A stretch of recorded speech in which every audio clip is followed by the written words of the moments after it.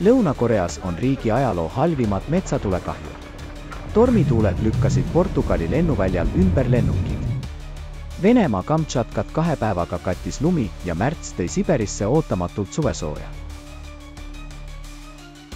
Kõige suuremat muret tekitab aga Siberi pluumi aktiveerumine, maa sisemusest kerkiv hiiglaslik magmavool. Selle kõige kohta vaata ülevaadet nädala jooksul 19.–25. märtsini toimunud looduskatastroofidest. Lõuna-Korea. Lõuna-Korea 3 piirkonnas on välja kuulutatud eriolukord. Riik seisab silmitsi oma ajaloo ulatuslikumatega metsatulekahjudega. 21. märtsil alguse saanud tulekahju on 4 päevaga haaranud juba 7700 hektarit metsa üle kogu riigi. Tulekahjudest sai kannatada või hävis vähemalt 110 elumaja ning arvukalt kõrvalhooneid. Leegid jõudsid mõnele asustatud piirkonnale väga lähedale. Pealtnägijate sõnul põlesid maani maha terved külad. Evakueeritute arv ulatus peaaegu 2000 inimeseni. Koduloomi ja karjaloomi tuli tänavale välja lasta, et nad saaksid end päästa. Paljud metsloomad jäid autode alla, kui nad paanikas põgenesid märatsevate leekide eest. Gyeongsangi provintsis tulekahju kustutamisel hukkus 4 ja sai vigastada 6 tuletõrjujat. Gyeongsang-Pukto provintsis on Korea Railways Corporation ajutiselt peatanud rongiliikluse. Busani-Ulsani kiirteel suleti liiklus. Tulekahjuga võitlemisse kaasati 9200 tuletõrjujat ja päästjat ning 105 helikopterit. Kuid vaatamata kolossaalsete ressursside kaasamisele ei ole suudetud tulekahjusid täielikult kustutada, olukorda raskendavad tugev tuul ja kuiv ilm.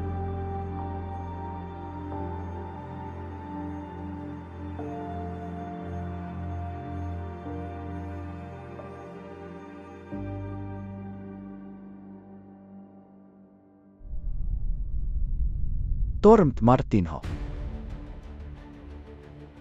19. ja 20. märtsil Portugali tabas võimas torm Martinho, mis tõi kaasa tugevad vihmasajud ja orkaanijõulised tuuled. Kõige rängemalt sai kannatada pealinna Suur-Lissaboni piirkond, kus said vigastada vähemalt 8 inimest. Odivelashi linnas tuuleiilid kahjustasid kohaliku algkooli katust. Ajutiselt peatati liiklus sillal üle Teo jõe, mis ühendas Lissaboni ja Almado linnu. Lisaks Cascaisi linna lennuväljal tugev tuul lükkas ümber mitu väikelennukit. Juba järgmisel päeval, 21. märtsil, Martinho tabas Hispaania territooriumi. Riigi kesk- ja lõunaosas tugevad vihmasajud põhjustasid jõgede veetaseme järsu tõusu. Aguilase linnas sadas vaid 1 tunniga maha 70 mm vihma. 1 kooli territoorium oli minutitega täielikult üle ujutatud. Laste kaitsmiseks vee, lekete ja võimaliku katusevaringu eest nad viidi hoone teisele korrusele. Ja Madridis lakkamatute vihmade tõttu 2025. aasta märtsikuu sai vihmaseimaks kogu linna meteoroloogiliste vaatluste perioodi jooksul. Malaisia alates. 19. märtsist Malaisia Johori osariiki on tabanud tugevad ja lakkamatud vihmad. 6 maakonnas jõgede veetase ületas ohutasemeid, põhjustades äkilisi üleujutusi. Osateid suleti võimsa veevoolu tõttu igat liiki liiklusele ning kannatada said 2 silda. Johor Pahru kesklinnas olid tekkinud tohutud autoommikud. Kampung Pasir Tebrau piirkonnas tõusis vesi nii kõrgele, et paistsid vaid majade katused. Mõned ohvrid ütlesid, et see oli jubedaim üleujutus, mida nad kunagi kogenud on. Üleujutatud kodudest evakueeriti rohkem kui 13 000 inimest ja majutati 95 ajutisse evakueerimiskeskusesse. 20 koolis katkestati tunnitööd. Ühe õpetaja sõnul on see esimene kord, kui tema kool nii suures ulatuses jääb vee alla. Vesi tõusis 2. korruse tasemele. Saudi Araabia. Alates 19. märtsist on Saudi Araabiat tabanud äärmuslikud vihmasajud. Pealinnas Riyadis sadas 3 päevaga maha 3 kuu normivihma. ja Mekka regioonis Jeddah linnas sadas vaid 2 päevaga maha sama palju vihma kui tavaliselt terve aasta jooksul. Asiri piirkonnas kaasnes tugevate vihmasajudega suur rahe, mis kattis mäetippe ja teid, muutes maastiku talviseks vaatepildiks.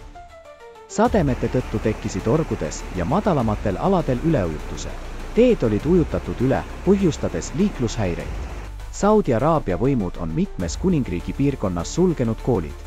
Selle kuiva kliimaga riigi jaoks olid sellised kataklüsmid kuni viimase ajani erandlikud sündmused.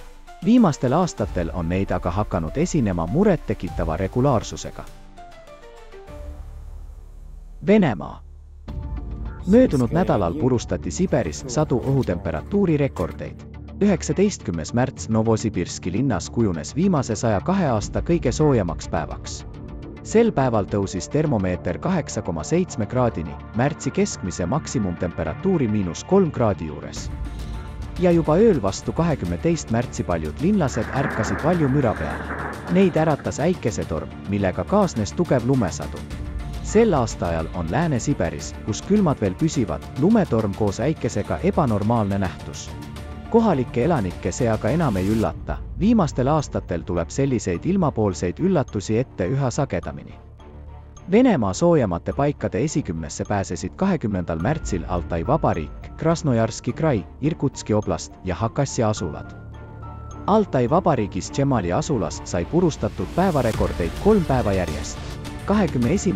märtsil soojenes õhk kujuteldamatult +24 kraadini, kusjuures keskmine maksimumtemperatuur on sel ajal 1 soojakraad Celsiuse järgi.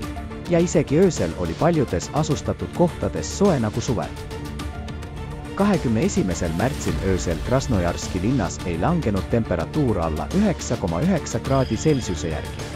See on tervelt 22 kraadi üle kliimanormi. Ja Burjaatia vabariigis Horinski alevis, kus öine temperatuur peaks olema keskmiselt -9 kraadi Celsiuse järgi, tõusis see 10,2 kraadini.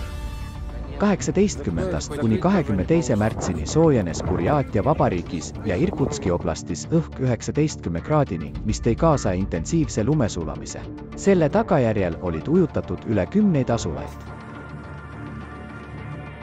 Järsk soojenemine on toonud kaasa ootamatult varajase jää triivimise Simi ja Kumbeika jõgedel Tšeljabinski oblastis. Ashha linnas tekkinud jääummikute tõttu veetase kiiresti tõusis, ujutades üle 150 maja.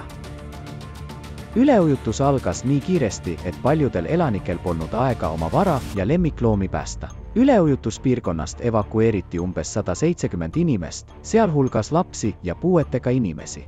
Linnas kuulutati välja eriolukord. Kohalikud elanikud väidavad, et nad pole kunagi linnas nii ulatuslikke üleujutusi näinud. 23. märtsil tabas Petropavlovsk-Kamtšatskit võimas lumetsüklon. 2 päevaga sadas maha üle 82 sentimeetri lund, mida on linnaosavanema sõnul rohkem kui terve möödunud talve jooksul. Petropavlovsk-Kamtšatski oli halvatud, ühistransport ei sõitnud liinidele välja, teed olid lume all ja julged hinged, kes riskisid isiklike autodega välja sõita, jäid koristamata tänavatele kinni. Kesklinna ühe künka nõlvalt tuli alla laviin, mis tegi olukorra veelgi keerulisemaks. Lennud hilinesid lumesaju ja tuisu tõttu. Võimud kutsusid elanikke üles jääma kodudesse ja ettevõtjaid viima oma töötajad üle kaugtööle. Primorski krais toimus vähem kui ööpäeva jooksul 2 sügavat maavärinat magnituudiga 4,5 ja 4,4.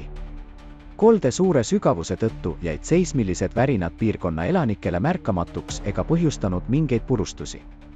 Siiski on oluline märkida, et nagu kogu planeedil, on ka Primorski krais maavärinate arv selgelt suurenenud, mis on graafikutel selgelt näha.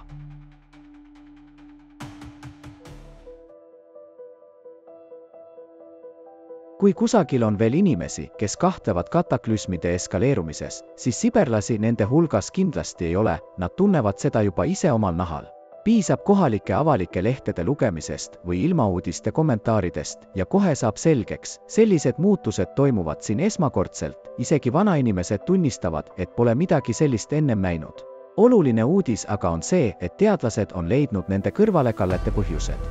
Üks neist on Siberi territooriumi all maa sügavustest tõusev hiiglaslik magmaatiline pluum. tänapäeval ta põhjustab loodusanomaaliaid mitte ainult Siberis, vaid mõjutab ka looduskatastroofide arvu suurenemist kogu maailmas. Ohu eest hoiatamiseks koostas rahvusvaheline teadlaste rühm vabatahtlike toel raporti Siberi magmaatilise pluumi läbimurde ohust ja selle probleemi lahendamise viisidest. Usume, et seda infot on oluline edastada mitte ainult selle video vaatajatele, vaid ka kogu maailma kogukonnale. Aruandes vaadeldakse üksikasjalikult pluumi aktiivsuse murettekitavaid märke, igikeltsa sulamine, mudavulkanismi aktiveerumine, maapinna soojenemine, seismilise aktiivsuse suurenemine ja muud. Lisaks on võimaliku katastroofi ärahoidmiseks välja pakutud konkreetse programmi, mis hõlmab katastroofi vältimiseks pluumi plaanilist kontrollitud degaseerimist. See aruanne ei ole lihtsalt teaduslik uuring, vaid selge tegevuskava. Selle eesmärk on edastada olulist teavet avalik-õiguslikele ja eraorganisatsioonidele, teadusringkondadele ja kõigile, kes soovivad tegutseda, et tegeleda kiiresti kasvavate loodusõnnetuste esinemissagedusega kogu maailmas.